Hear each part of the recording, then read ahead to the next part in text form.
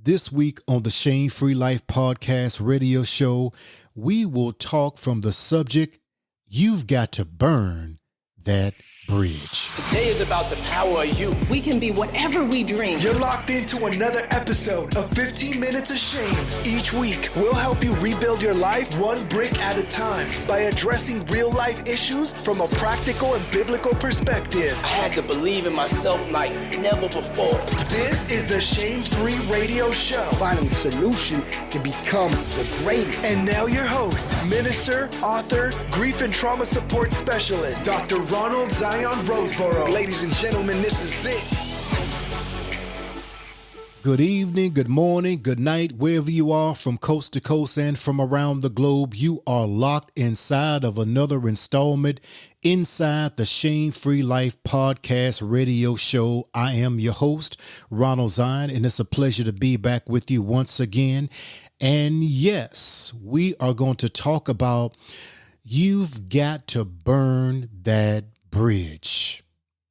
Some bridges, I believe that you should not burn because you never know when you will have to return. But there are some bridges that you must not only light a flame, but throw some gasoline on. God, today. And we're going to talk about that. But first, we're going to take a quick commercial break from one of our sponsors concerning Rehoboth International Bible College. Have you considered continuing your education? Or do you find yourself like so many, sidetracked by life, fear, or maybe even excuses? Well, I've come to tell you that there is absolutely no perfect time than right now. Time is ticking away. So get your degree today. Rehoboth International Bible College is an accredited university designed to meet your higher biblical education needs. Simply go to RehobothInternationalBibleCollege.com or call 866-235-0812 extension 0. You are an investment, so it is past time for you to reap the dividends. Rehoboth International Bible College. And we are back. You've got to know when it's time to burn that bridge. I just want to say that unfortunately, in society, we're living in a time where it's the cancel culture. And this is my disclaimer, the cancel culture. I'm canceling you. I'm canceling them. Because you don't agree with their ideology. Perhaps you are not open-minded. So you want to cancel everyone that you meet. I think that that's small-mindedness at its best, and that's an indication of lack of maturity. So I'm not with the cancel culture. I think if anything needs to be canceled, oftentimes it is our own inability to be able to see our brokenness that deserves to be healed by us. And we need to cancel the excuses. We need to cancel the procrastination. Oftentimes we want to cancel things outside, but we need to cancel those things on the inside. But that's another subject for another podcast. So with that out of the way, I do believe that there are some things that need to be canceled on the outside. There's some things that do want our attention. And that is the relationships that we find ourselves in to whatever capacity of life. You've got to know when it's time to burn a bridge. Those bridges that don't need to be burned, I think that you will know. But there are some bridges that need to be destroyed, decimated, obliterated, completely liquefied, if you will. And we're going to talk about burning bridges. There's a difference in compartmentalizing relationships, compartmentalizing people, just compartmentalizing. And we've talked about that before in previous podcasts, the importance of being able to compartmentalize. That way, there is no disappointment. You are a friend, a ride or die friend. So I need to put you in a specific compartment and recognize who you are.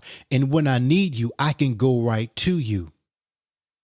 On the flip side of that, being able to wisely compartmentalize someone means that you are not a ride or die, but you're a cool person to hang out with, and we can go shopping, we can go out eating, maybe we can catch a movie, but I know I really can't count on you in the clutches because you won't be there. I need to compartmentalize you over there. And there's some people that I know that we're not even friends. We're just, associates. Hey, bye. Hey, how you doing? Small talk. I need to compartmentalize you there. And finally, there are some people that you don't have a compartment for them. They're not ride or die. They're not people that have developed a good rapport with you, and you can go out and you can really have a great time. They're not people that you would deem as being associates. They're just they're just that. They're just associates. There's some people that you don't have a compartment for them. You can only do one thing, and that's cut them off. And that's what we're talking about today. Cutting things off that need to be cut off, because there is no space, there is no place to properly compartmentalize them. Now, I want to talk about 6 ways to know when it's time to burn a bridge. And I think that we all can get something out of this. Again, this is not people who are looking for an excuse to cut people off, because everyone else is the problem except for you, because you refuse to accept accountability and inner responsibility for your own madness and your own healing. So you want to blame everyone else when the problem is you. We're not talking to you today. We're talking about people who understand self-accountability, self-responsibility. They have a level of emotional intelligence and emotional stability, as well as emotional maturity. We're talking about people that are in situations that do not warrant a compartmentalization, but rather a decimation, a destruction to cut it off. So let's get right to it. 6 ways to know when it's time to burn a bridge. Number 1, there is almost always constant conflict. Conflict, confusion, and chaos is the opposite of harmony, serenity, and peace. Where there is no peace, there is definitely going to be conflict or confusion. And we know that even the Most High is not the author of confusion, but he is the author of peace. In fact, his son Yeshua is the Prince of Peace. So wherever you find peace, then you find serenity, you find balance, you find maturity, and that is great soil to grow, and that is great stimulation for your growth. So constant conflict, let's talk about that. There is always the constant underlying issues that are there. You know that they're there. The other person or persons refuse to acknowledge that they're there. But there is always a tug of war. There's always an undercurrent of an issue. And oftentimes, some of those issues may be jealousy. God, today. It may be a person that is secretly jealous or envious of you or what you have. And the conflict that you see is nothing more than the waves, but the undercurrent that is the most dangerous, that will pull you out into the abyss, is attached oftentimes to their jealousy. As it is said in the cliche that jealousy as it can be considered as cruel as the grave. Wherever you find this type of constant conflict where you come to bring peace, but instead they give you chaos. You come to be a help, but they always become a hindrance in your life. The constant conflict, the constant confusion, always misinterpreting or misconstruing your words when you never said what they said that you said, but you said the opposite. It's almost the words that come out of your mouth by the time it reaches their eardrum and by the time that their mind or their brain absorbs the information, it is the very polar opposite of what you have delivered.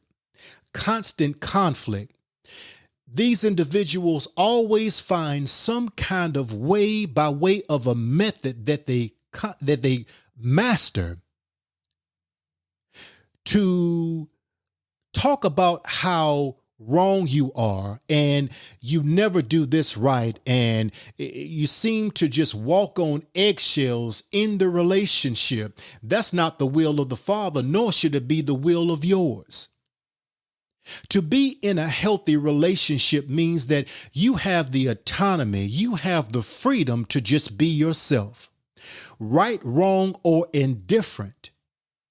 That you have the platform, you have the confidentiality, you have the environment to be able to grow.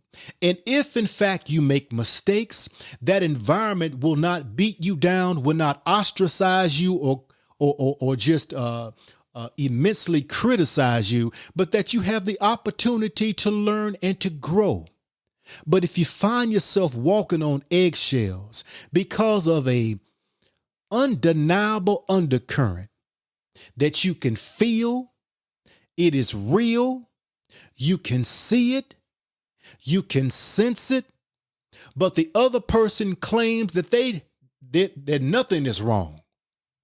But every time that you step into their atmosphere, it is negative. Every time that person is around you, it's almost like a leech draining you of your Superman or Superwoman power. That is constant conflict. And that is one of the ways that you will know when it may be time for you to burn that bridge. Let's move to the second point. Habitual disloyalty. Now, notice I didn't say disloyal, but habitual disloyalty. There is a difference. There are individuals that are in relationships, have been in relationships, in marriage, where there have been disloyalty. They decided to work it out. Everybody doesn't have that grace. Some people, it only takes one time for you to be disloyal and I'm out. And I get that. I feel you. There's some people, because of where they are and the level of grace that they have to be where they are, maybe the investment that they have in a particular relationship, that they are able to endure more than the average person that don't have those types of mechanisms. And that's fine too. But when you find yourself in a place of habitual disloyalty, one thing after another, beloved, it may be time for you to burn that bridge. God today. Burning that bridge because of habitual, chronic disloyalty. That means that they have no respect for you. That means that they are operating at a low vibrational plane below you. That means that not only do they disrespect you, but they disregard how you feel. You have more invested in the relationship than obviously they do. So this habitual disloyalty, it may come in not just adultery, not just cheating, but being undependable, not being dependable. I can't count on you for anything. Whenever I need you, you're not there, but you claim that you will be there, just unavailable. There's some people that are unavailable, not just physically, but they're unavailable emotionally. You're investing and you're giving and you're imparting and you're going the mile. You're going, you're going the distance. You're going the full length to invest. And it seems like that all that they can do is just grab and take more. You give and they take. There is not a give and give. There is a give and take relationship. That means that emotionally and psychologically, they are unavailable and they are not dependable, which also shows in many regards a lack of character. Habitual disloyalty. I've been on both ends if I can really keep it 100, and I will say what needs to be said. I've been on both ends of the spectrums. I have been on the end where the bridge was burnt, so I couldn't cross over to them because I was too immature. I was too juvenile in my thinking. I was too broken and I was too toxic. And they kept giving me chance after chance after chance. And can't say that they did not, but I was just not mentally, spiritually, and emotionally ready. I didn't make a decision to grow up. I didn't make a decision to mature. And as a result, the individual, in their best interest, she said, hey, listen, I'm out. I have given you so many chances. I have pleaded with you. I have cried on your shoulder, and you just won't do right. And I have given you once, twice, 3 times, 4 times. I don't have 5 in me. And in retrospect, because the rearview mirror is also clear when you are away from where you were, that I don't blame her. I don't blame her at all. She did exactly what she was supposed to do. But it also revealed to her that there was a level of codependency and brokenness in her for her to put up with my foolishness in the first place. God, today. When you are at a place of wholeness and inner healing, there are certain demands that you have that one will have to adhere to. And I've been on the other end of the spectrum. Well, I find myself like her. I had to burn a bridge of someone who was toxic and disloyal, and it was all about them and not about us. So I had to burn that bridge. There may be some individuals that you would have to burn that bridge as it relates to your family. And we're going to get into that in a moment. Your church members, you may have to burn that bridge. But you will know when there's constant conflict, when there is habitual disloyalty, and thirdly, wherever there is manipulation. But before we get into that, I want to take a quick commercial break, and we will be back. And I can't wait to get into number 3, manipulation. Have you ever felt alone and life is out of control? Perhaps like a sailboat at sea in the midst of a tsunami. Well, you're not alone. Here at the Shame Free Life, LLC, we offer services in trauma recovery, crisis intervention, and empowerment coaching. We operate in integrity, confidentiality, empathy with coaching ethics. Contact us at theshamefreelife.com or email us at contact@theshamefreelife.com. You may not be responsible for your injury, but you are responsible for your healing. Let us help you rebuild your life. one brick at a time, because your life begins when you say so.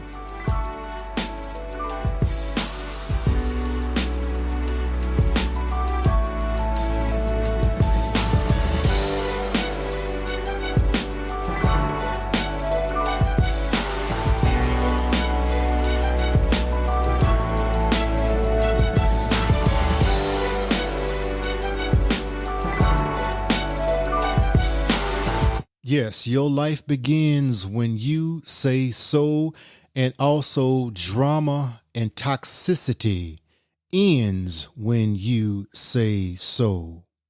You've got to burn that bridge, knowing when to compartmentalize and know when to cut things and people off. And we're talking about this today, 6 ways to know when it's time to burn the bridge. Now we're going to look at number 3, the third point, manipulation. When it's time to burn that bridge by way of manipulation.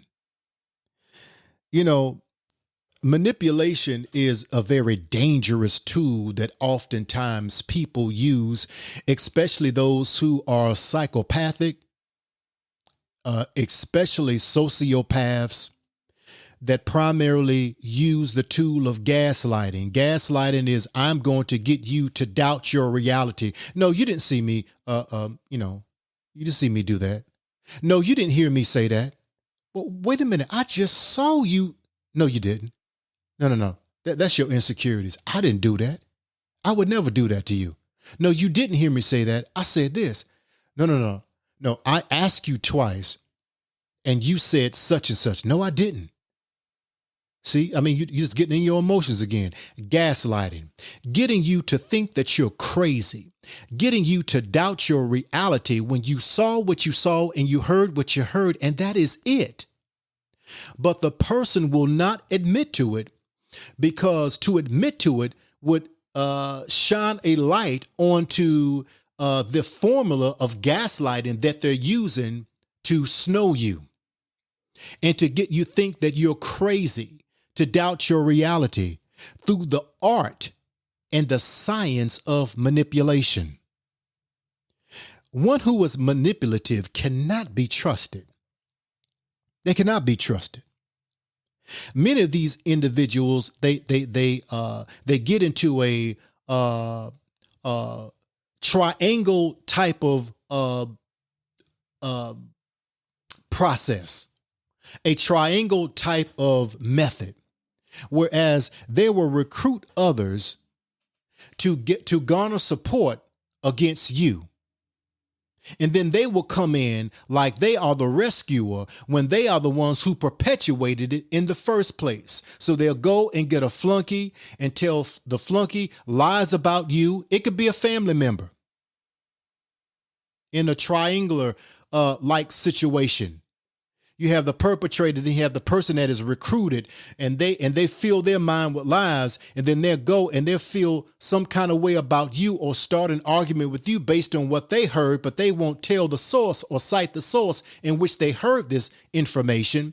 And then the person who started the fire in the first place will rush to, hey, well, what's wrong? Hey, listen, we can work this out. I can't believe that you're acting this way. Manipulation. We see it all the time in families, manipulation. We see it all the time in houses of worship, in churches, manipulation.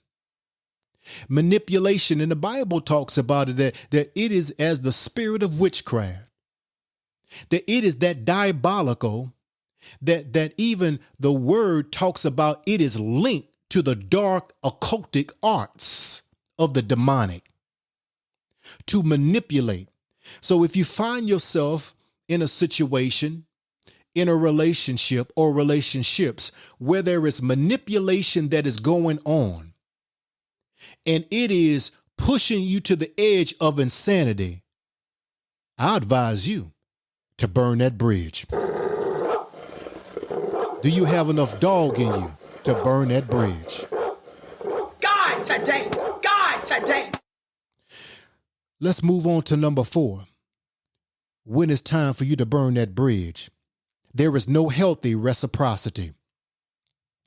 Healthy reciprocity means, and we see this all the time, especially, amongst family members, and it could be your colleagues on your job. It's a give, not a give and take relationship, but a give and give. I do something for you, you do something for me. I do something kind for you, you do something kind for me. It's not a tit for tat per se, but it shows that you truly respect and honor the person that have done something great for you, and you're able to reciprocate that. Oftentimes we find ourselves in relationships with people where there is no reciprocity. In reciprocity, I'm meaning that you're really getting something out of this. Okay, you bought me a sweater. That doesn't mean I'm going to go back and buy you a sweater. You bought me, a necklace. I'm going to buy you a tennis bracelet. No, I mean but whatever you did for me, I'm very appreciative of that. And out of that, I'm going to do something great for you because I want you to know, I want you to be able to feel and to understand that you are valued, that you are honored by me.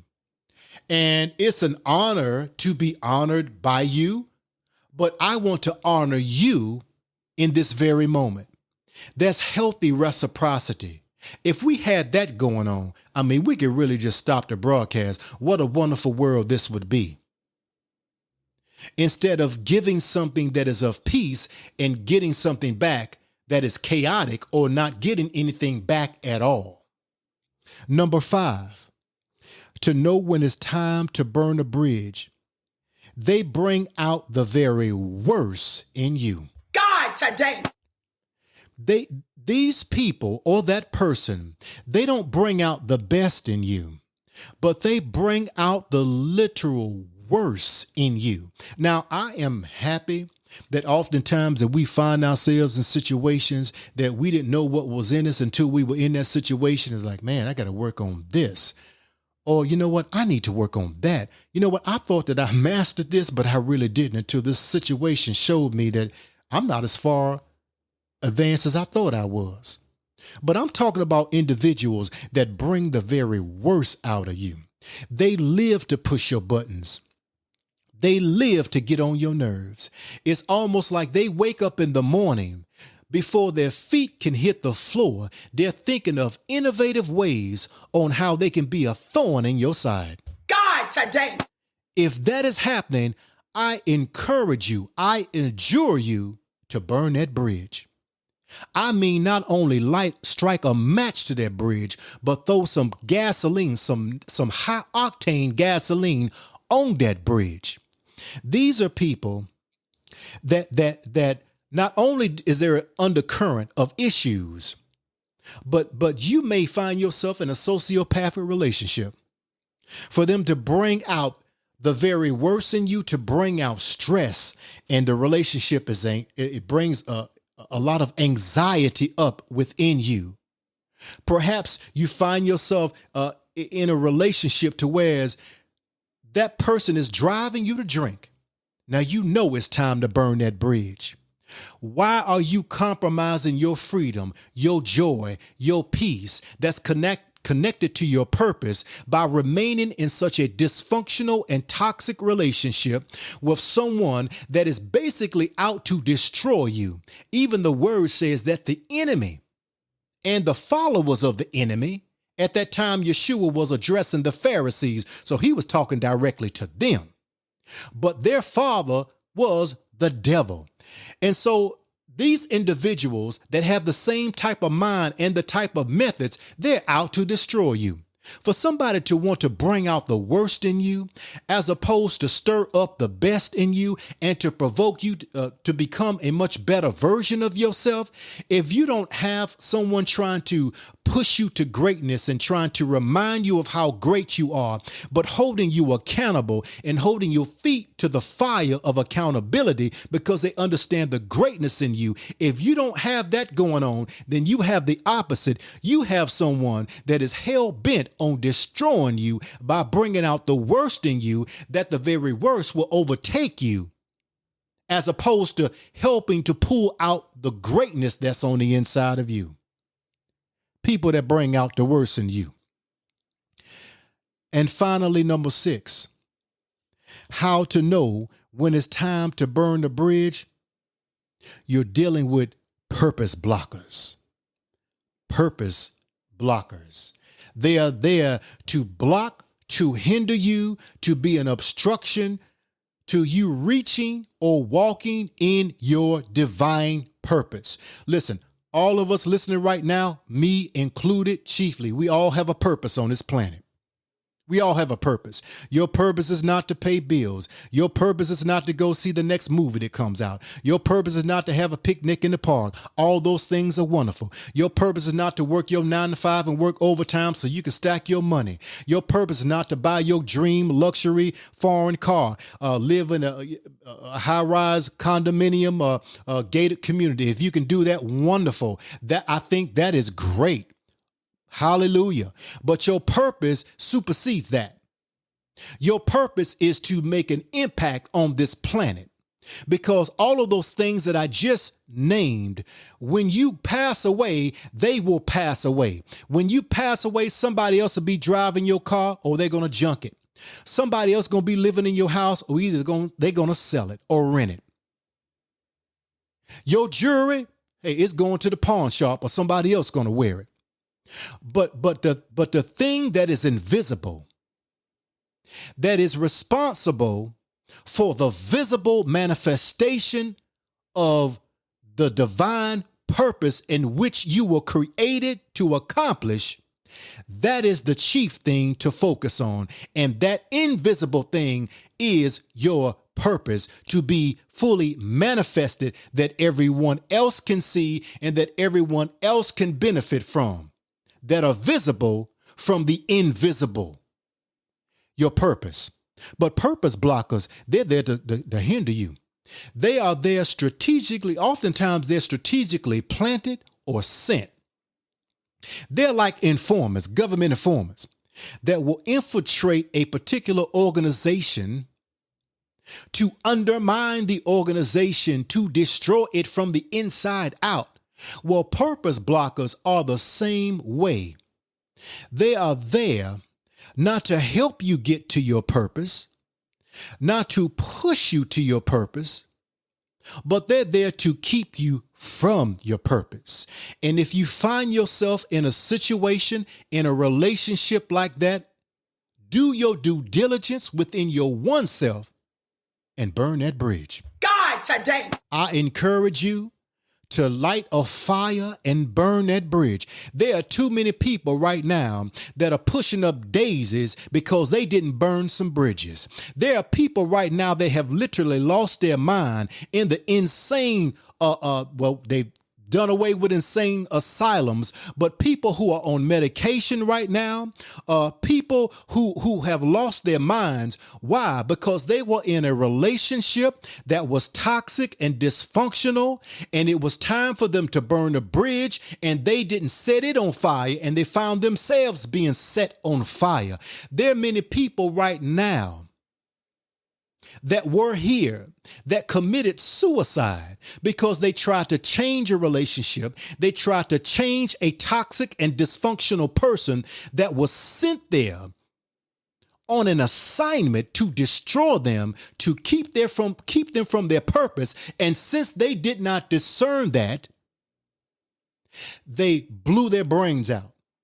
They committed suicide, because they were not able to be happy. They were not able to thrive. They were not able to flourish in the relationship because the relationship was toxic from the giddy up.